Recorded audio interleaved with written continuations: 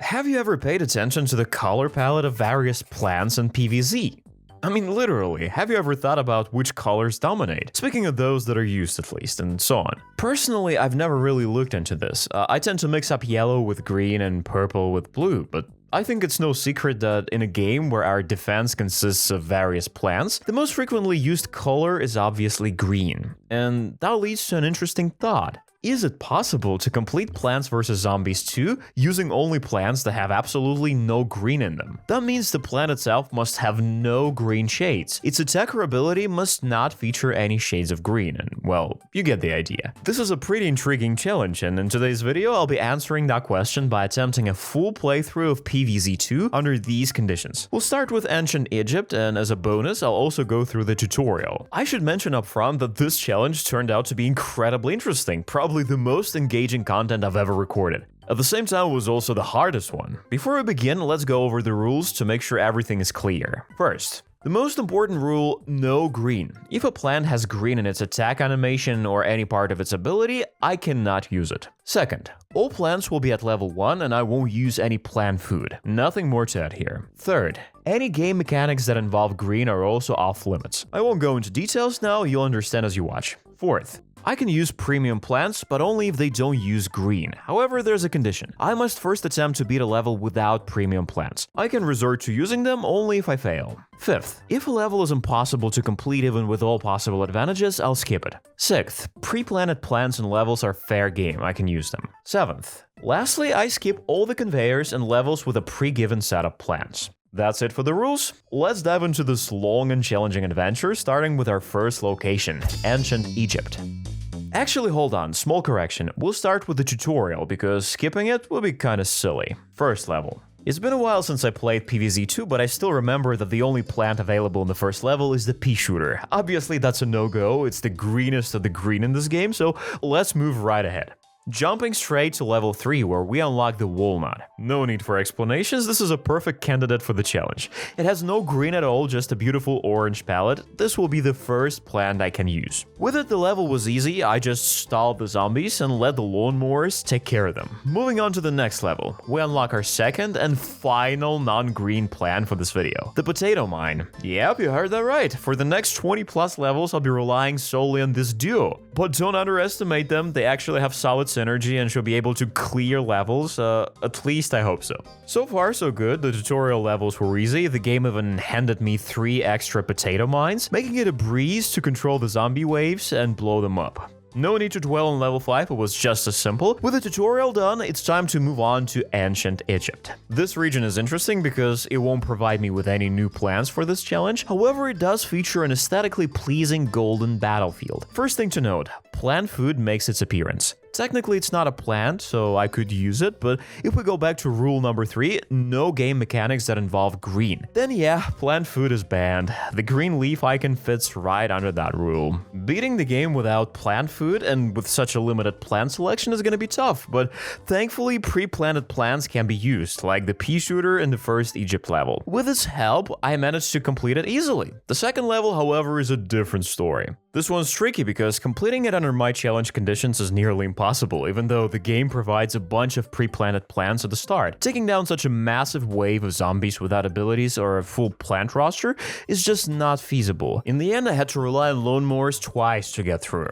Next up, level 3. Here, the game gives me sunflowers and cabbage pulse, which is nice. This is also where we encounter new zombie types. Raw zombies are not a big deal, they just stop moving occasionally, which can actually be useful. The real problem is the camel zombies. These guys are much tougher because eliminating them solely with potato mines is a serious challenge. Even a basic group of 3 camels already requires 3 mines to take down, but I figured out a way to make things easier. The strategy is to place a mine directly in a camel while it's eating.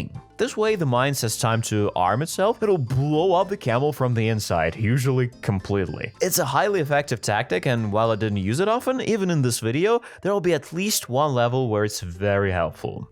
Meanwhile, level 3 is coming to an end. At this point, we also unlock the boomerang. According to our machine, this plant can help in tough situations. Unfortunately, the machine is wrong because the boomerang is green, meaning we can't use it here. However, I did get to use it in level 4 because it's a conveyor belt level, so we're just skipping it. Moving on, level 5, and here we meet another very difficult zombie, the torch zombie. Quick reminder, it's faster than a regular zombie and one-shots everything in its path. Considering that half of my main defense consists of walnuts, this was a big problem for me. It also messed up other zombies' ability to properly trigger the mines. That's why this zombie is definitely in the top tier of the most annoying ones. But at least the first level with it wasn't too hard, so we can keep going. Much further ahead, level 6 is a battle against the Gargantuar. Obviously, we're skipping it and moving on straight to level 7. And this is where the first real struggles begin. The issue is that in the previous level, we unlocked the Iceberg Lattice, and I still haven't decided whether I can use it here or not. I'll leave that up to you. Until you decide, I won't be using it.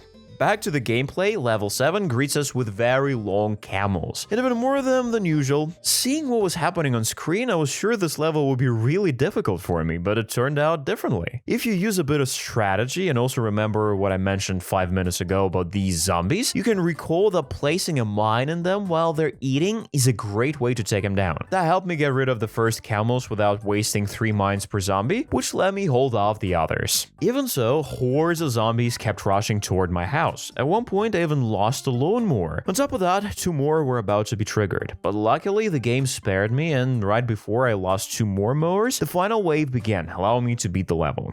Level 8 introduces another new zombie, whose ability is quite annoying. He clutters the field with tombstones. This is a problem because my ideal defense requires at least 2 empty tiles next to each other. One for a mine and one for a walnut. If these 2 are placed wrong, some faster or slower zombies might not explode together with the main group. Here, he even managed to place tombstones in a way that messed up my plant placement. But even so, no zombies managed to break through. It's still just the early levels of the world, things will only get worse from here. So let's move on to level 9. Is it interesting? Not really. I'll save you the boredom and we'll skip straight ahead. Level 10. There's still one huge wave, but the zombie hordes are already becoming a problem. The level started as usual. I was slowly refining my strategy, as you can see from how neatly I was placing my walnuts and mines, but at one point, way too many zombies spawned. As a result, I lost all my lawnmowers, and then a little later, I lost my head too. And then the same thing happened again. Alright, the first really difficult level, time to think about how to beat it. The biggest issue here is the lack of mines, and guess how I managed to solve that problem? Well, I didn't really, but I was able to minimize it by placing my plants more efficiently. That helped me push a little further than usual without losing crucial lawnmowers. In the end, I was able to clear the final horde without too much trouble and move forward.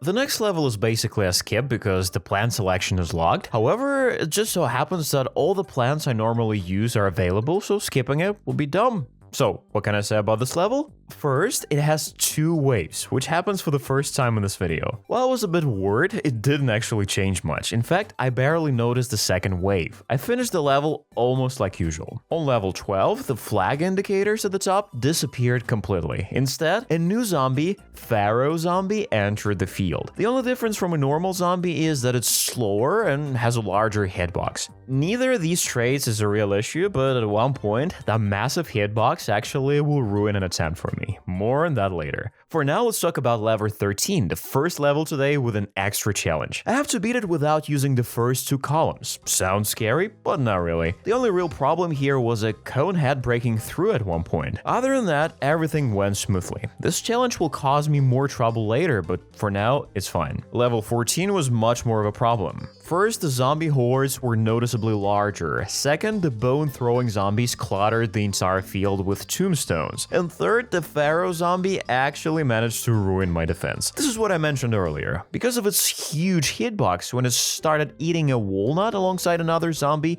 it completely neutralized the mine in front of it. It didn't even share it with the cone head, forcing me to place another mine and weakening my already struggling defense on other lanes. As a result, zombies did break into my house, and it was especially frustrating because the last ones got through just as a fully grown mine was about to activate. However, after a more refined attempt, I managed to get through the level and move on. The next level will be the hardest one I've analyzed so far because it really made me struggle. The main challenge here is protecting these sunflowers, which is no easy task. Considering our plant selection, I initially thought it was impossible, so let's go over the key difficulties. The biggest challenge is obviously holding off zombies in these 3 lanes. Luckily, there are no torch zombies here, but other dangerous enemies make up for it. My first priority was placing defenses on this lane, since this is where the first zombies spawn. Meanwhile, as zombies advanced on the lower lane, I gradually tried to reinforce the defenses across all 3 key lanes to withstand the zombie onslaught. At first, my attempts didn't go well. I barely made it past the first or second wave before a random zombie reached the sunflower and ruined everything. But over time, I got smarter and started memorizing the zombie spawn patterns. After another failed attempt, I somehow managed to reach the final wave, and from there, I cleared the level right away. Yeah, this time there's no cliche story of failing just before victory. This time I overcame the challenge without any extra obstacles. The main tactical adjustment that helped was placing a walnut in a way that allowed me to set up 3 extra potato mines behind it. This setup was especially effective against camel zombies and ultimately led me to beat this tough level and advance to level 16 of Egypt. Even though the previous level was really hard, level 16 turned out to be a break between difficult stages. The same goes for level 17, which had a challenge limiting me to only 14 plants on the field. I won't go into detail about why that wasn't particularly difficult given my setup, it's obvious.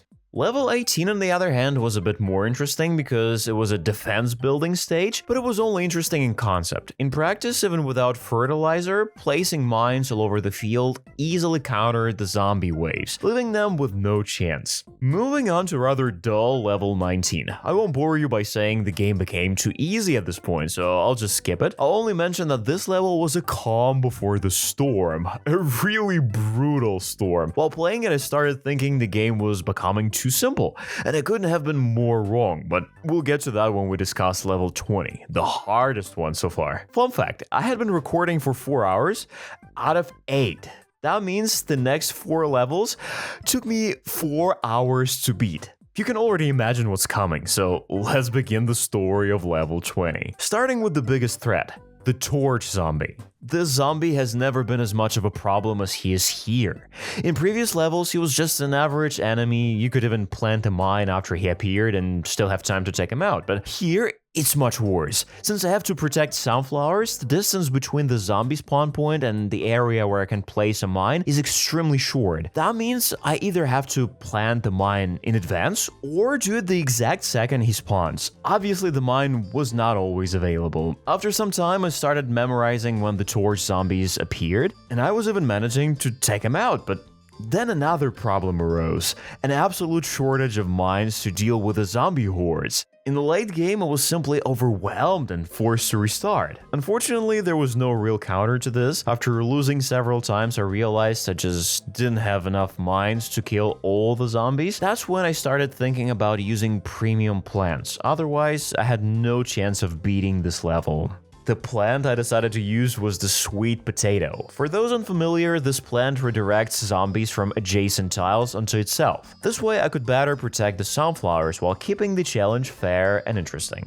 At first I had no strategy, I just placed the sweet potatoes chaotically, hoping to overwhelm the zombies with sheer numbers. But that backfired because it ended up pulling a torch zombie right into a sunflower, which got instantly destroyed. After a few more failed attempts, I won't drag this out, I'll just jump to the most successful version of my final strategy. At this point, the torch zombie had become my true nemesis on this level. If the sweet potato pulled him in, he would instantly kill it before it could redirect other zombies, ruining my entire setup. To counter this, I only placed sweet potatoes on these 3 lanes. Those on the top and bottom pulled zombies from the uppermost and lowermost lanes, then funneled them into the central potato. There, a massive horde would usually be wiped out by a single mine. It looked spectacular, but more importantly, it was effective. I almost beat the level twice, but both times I lost it at the very end to 2 torch zombies. The issue was that if one of them got pulled in first and killed the sweet potato before it could redirect the second zombie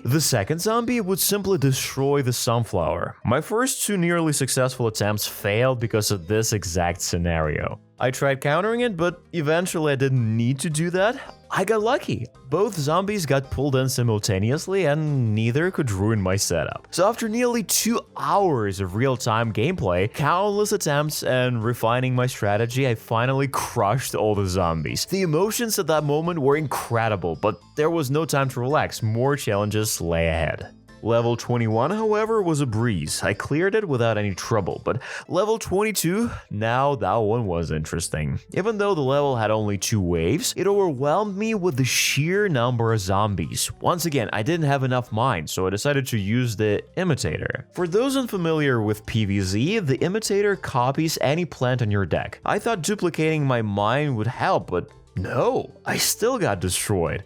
I tried duplicating walnuts, then I tried mines again, nothing worked. I spent another hour trying to find a way through this level. By the last few attempts, my execution was nearly perfect, but I was still overwhelmed. At that point, I realized I had no more room to refine my strategy. I needed another premium plant. That's when I turned to Suntoad. With it, the level became much easier, allowing me to progress. Skipping ahead, levels 23 and 24 were not interesting. Level 23 was just a normal level but with a Gargantuar, who ultimately got taken out by a Lone Moor. Level 24 was another defense building stage. So let's move on to the final thoughts on this location. Surprisingly, even in the first world, I encountered a few extremely difficult levels. Spending 2 hours in a single level this early in the game is definitely not normal. And taking almost 9 hours to clear the entire location? Yeah, I wasn't exactly having a great time. At the end of each world, I'll highlight the hardest level. Here, it's obviously level 20. That's where I spent the most time testing strategies. I'll also name the most annoying zombie for each world. Here, I'm torn between camel zombies and torch zombies, but in the end, the torch zombie was the biggest pain. If not for level 20, the camels would have won, but they'll have to settle for second place. That wraps up part 1. Let me know what you think about this challenge in the comments. Like and subscribe to help boost my content. This was Slan. See you next time.